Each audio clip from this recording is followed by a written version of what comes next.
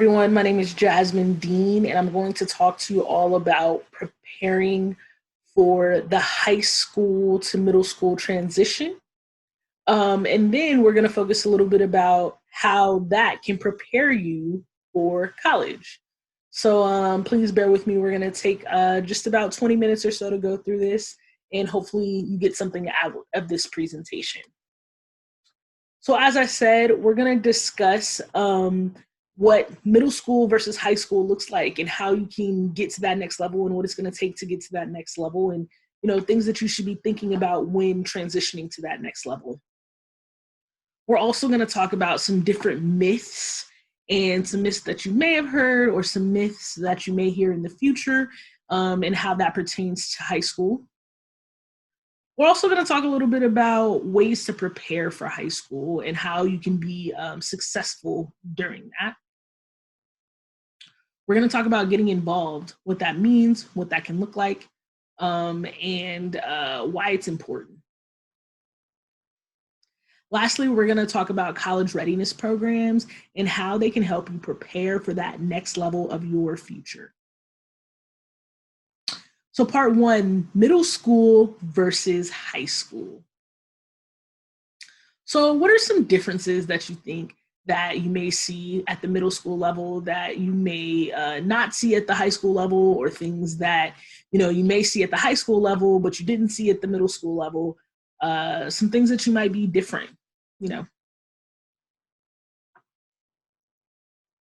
right, if you said, or if you thought about classes, that's going to be a big difference that you'll see at the high school level. So all classes that you take in high school must be passed in order for you to graduate. That's something that you may not be used to, or something that you may not have had to do at that middle school level, but it's definitely going to be necessary in order for you to obtain a high school graduation diploma. You're also going to be in a larger school with more students. More students, that means there's going to be a lot more things going on, a lot more people for you to interact with, so many more people that you may not know. It's going to be a huge atmosphere. Now, we're going to take a little bit of time to test your knowledge and really see what you do or do not know about high school. So first question. What are the minimum number of courses that you have to take in ninth grade? Again, this is specifically ninth grade or your freshman year. What do you think the minimum number of courses is that you have to take? And we're going to take a little bit of time to let you think about that.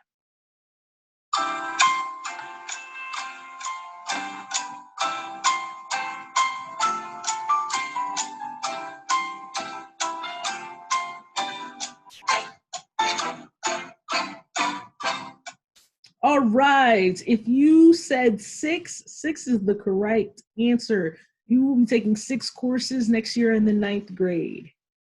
All right. True or false? A credit is what you earn if you pass one class for the entire school year. What do you think? Is a credit what you earn?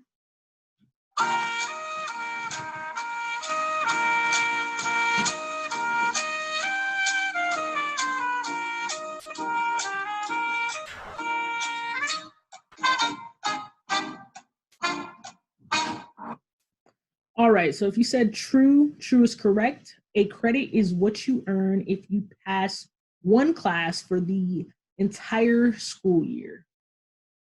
Next question. You can take courses for college credit when you are in high school. What do you think? Can you take classes for college credit when you're in high school?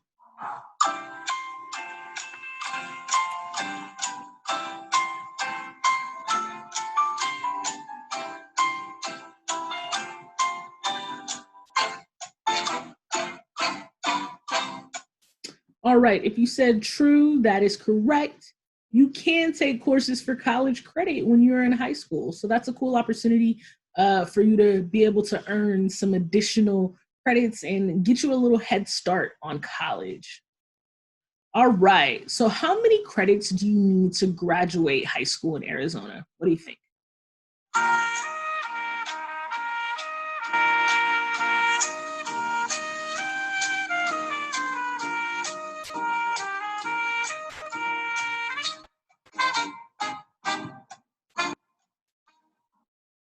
All right, so you need 22 credits to graduate high school in Arizona. So if you don't have 22, that is the minimum, and that is what you will need in order to graduate high school. Next question. The document that is a summary of all of your coursework and history of state test scores is called what? What do you think it's called?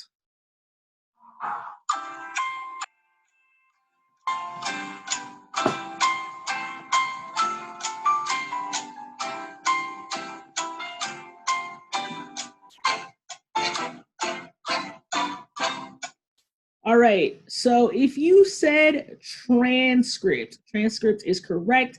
A transcript is a summary of all of your coursework and history of state test scores. And that is something that you can attain and you will build up as you go through high school. Next question. True or false? Everybody has to take the same electives. What do you think? Do you have to take the same electives as everyone else?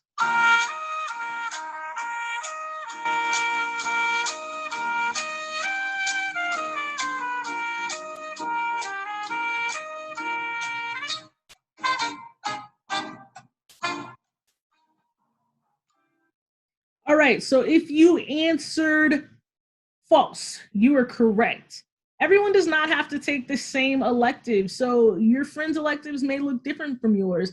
And these are going to be topics and courses that are really interesting to you. So you may not want to take the same electives as everyone else. All right. Next question, true or false? Students are encouraged to become more independent. What do you think?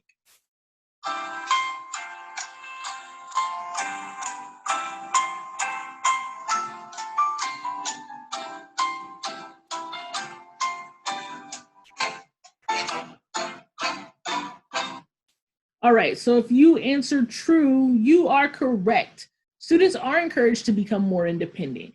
As you're growing and you're becoming an adult, you're always going to be encouraged to be more independent on yourself because there is going to be a point where mom and dad are going to have to leave or they're not going to be around to support you, and you need to be able to support yourself. So taking learnings and teachings and growing into an adult are going to be very important features and things that you'll do in high school and continue to do in college and honestly for the rest of your life. So next question, preparing for college begins in 11th grade. What do you think? Does preparing for college begin when you're a junior in high school?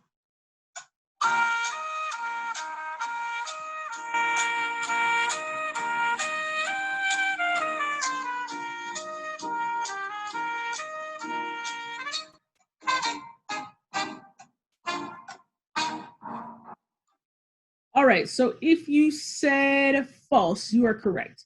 Preparing for college does not begin your junior year of high school. You want to start preparing for college now. Start learning about what it takes to get into schools, what the cost of attendance is, what scholarships you can begin applying for. All of those things start now. You don't want to wait until your junior year of high school. So next thing, summer classes are only for those students who failed a course. True or false? What do you think?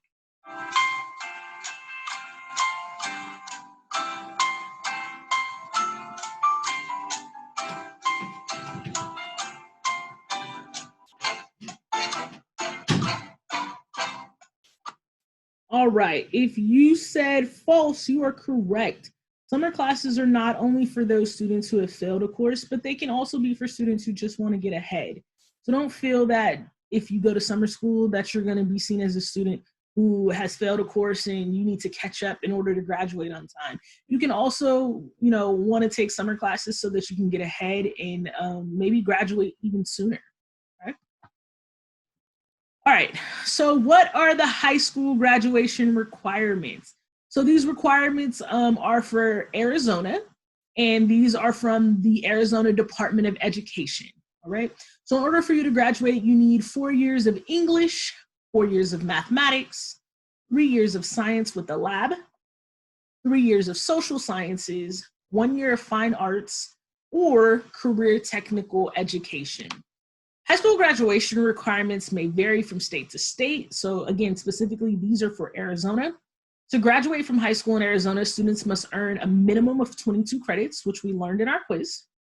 However, these requirements are significantly different from the competency requirements for admission to Arizona State University. Students must show their ability to do university work by successfully completing 16 core high school courses that we'll discuss on the next page. But first, notice what the main ideas and differences are in the requirements that we're going to discuss that are on this slide and that will be on the next slide, okay? So first off, let's talk about what are the requirements to get into ASU. All right, so to get into ASU, you need 4 years of English, composition or literature, and 4 years of mathematics, which can be Algebra 1, Geometry, Algebra 2, and one course requiring Algebra 2 as a prerequisite. You also need 3 years of science with a lab, 1 year each from any of the following areas: biology, chemistry, earth science, integrated sciences, and physics. You also need 2 years of social science, including 1 year of American history, and 2 years of a second language, and it must be the same language. So if you're going to take Spanish, you have to take 2 years of Spanish. If that's French, you'll take 2 years of French, whatever second language that may be. You also need 1 year of fine arts or technical education, okay? The Arizona Department of Education does not require a foreign language for high school graduation. However, as you notice from this list, ASU does require 2 years of the same foreign language. So that's just something to think about as you're preparing and taking your your high school courses, and how that will kind of fall out or play out as you're getting ready to prepare for college as well. So, what kind of applicants do you think colleges look for? The first thing that you want to think about is that grades are not the most important, but they are important to this process. It's also important to be a well-rounded student. And next, we're going to talk a little bit about what a well-rounded student might entail. And now, what kind of things or what can you do now to prepare to be able to be that more rounded student? Let's get into it. First, you really want to think about making high school count, okay? And when you're thinking about that, start thinking about saving for college. Think about scholarships. You can look up scholarships that are good for 7th and 8th grade students, and others that you may see that are specific to high school that you can apply for as you get into those to that time frame, okay?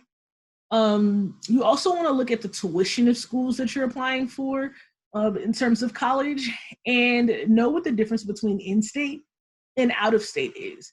If you live in Arizona, ASU, U of A, and NAU, all are considered in-state schools. Oregon State University would be considered an out-of-state school. You must live in state of the school for at least 1 year to be considered in-state. And so when you're thinking about in-state versus out-of-state, the tuitions typically change. So a tuition for in-state students is going to be different from a tuition for out-of-state students. As you're going into high school, you also just want to prepare to make sure that you're taking the courses that are going to align with getting you into the institution of your choice. On the last slide, we talked about the courses that you need to take to get into ASU. So that could be different depending upon the institution that you want to attend, but you want to make sure that whatever courses that you need to take, that you're taking them so that you can be accepted into the college of your choosing. When you're thinking about your high schools that you're going to attend, you also want to see who may offer AP, honors, or baccalaureate courses. Why? Because sometimes you can get college credit for taking those courses, which can apply to you and help you already be ahead before even heading to college. These are just some of the things that are going to be good and some good tips. And so I hope this page has been a little bit beneficial for you. We're going to talk about some more tips on the next slide. Other things, study hard, okay? Some examples might include not waiting until the end or until the last minute to cram everything in. Maybe forming a study group if there's a class that you think may be more challenging. writing down when your tests are, kind of keeping maybe a planner or staying organized, and making sure that you're finding time to study, okay? Finishing all your homework so your grades don't fail or fall behind, or so that you're not just dependent on that one test that's going to give you that bump. Doing that homework can also help you stay ahead and keep the grades that you like. You also want to make summer count too. Volunteer. Some examples of volunteering could be you could volunteer at a hospital or a local nonprofit, a homeless shelter. Food banks are always looking for volunteers, animal shelters, zoos, museums, libraries. There's so many volunteer opportunities out there. And always ask for help.